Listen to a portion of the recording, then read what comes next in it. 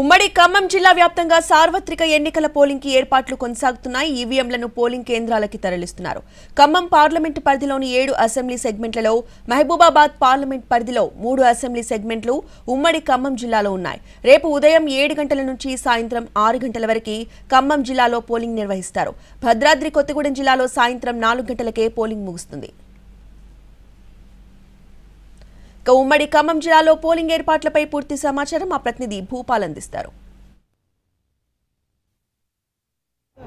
ఉమ్మడి ఖమ్మం జిల్లా వ్యాప్తంగా 10 అసెంబ్లీ నియోజకవర్గాలు ఉండగా అదేవిధంగా 2 పార్లమెంటు నియోజకవర్గాలు వస్తున్నాయి. ప్రధానంగా ఖమ్మం పార్లమెంటుకు సంబంధించి 7 అసెంబ్లీ నియోజకవర్గాలు, అదేవిధంగా మహబూబాబాద్ పార్లమెంటుకు సంబంధించి 3 అసెంబ్లీ నియోజకవర్గాలు ఉమ్మడి ఖమ్మం జిల్లాలో ఉన్నాయి. దీనికి సంబంధించి మొత్తం కూడా ఏర్పాట్లు కొనసాగుతున్నాయి. ఖమ్మం పార్లమెంటు పరిధిలో 16,30,000 ఓట్లు ఉండగా వాటికి సంబంధించి మొత్తం కూడా బ్యాలెట్ బాక్స్, ఈవీఎంలు అన్ని కూడా సర్వసిద్ధమైనాయి. మొత్తం కూడా ఇప్పుడే పోలింగ్ ఏర్పాట్లకు సంబంధించి వెళ్తున్న పరిస్థితి మనం చూస్తున్నాం. విజువల్స్లో మనం చూడొచ్చు.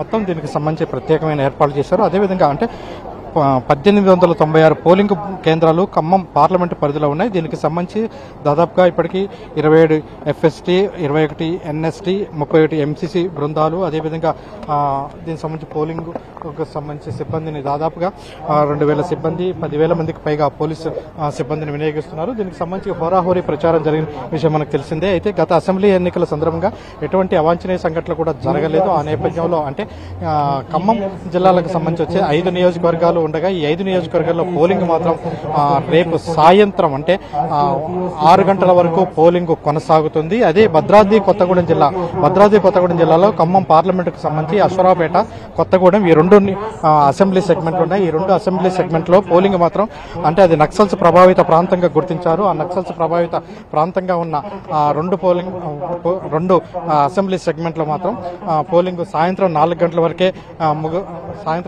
వరకే ముగిస్తుంది. అంటే ఖమ్మం జిల్లాకు సంబంధించి అదేవిధంగా ఖమ్మం పార్లమెంట్కి సంబంధించి 3 అభ్యర్థుల ప్రధానమైన పోటీ ఉంది. కాంగ్రెస్ నుంచి మంత్రి పొంగులేటి శ్రీనివాసరెడ్డి, వియ్యంకుడు రఘురామరెడ్డి పోటీ చేస్తుండగా, అదేవిధంగా బీఆర్ఎస్ నుంచి నామానాగేశ్వర సిట్టింగ్ ఎంపీ పోటీ చేస్తున్నారు. అదేవిధంగా బీజేపీకి సంబంధించి వినోద్రావు కొత్తగా రాజకీయ రంగ ప్రవేశం చేశాడు, పోటీ చేశాడు. అయినప్పటికీ బీజేపీ కూడా బలంగా ప్రచారాన్ని కొనసాగించింది. ఈ నేపథ్యంలో ఓటుని ట్రాన్స్ఫర్ చేసుకోవడం కోసం రాజకీయ పార్టీలు గత 3 రోజులు బట్టి డబ్బులు పంపిణీ చేస్తున్న పరిస్థితి. అదేవిధంగా ఖమ్మం సరిహద్దులో దాదాపుగా కోటిన్నర రూపాయలని చేసి పోలీసులు ఇన్నోవా వాహనంలో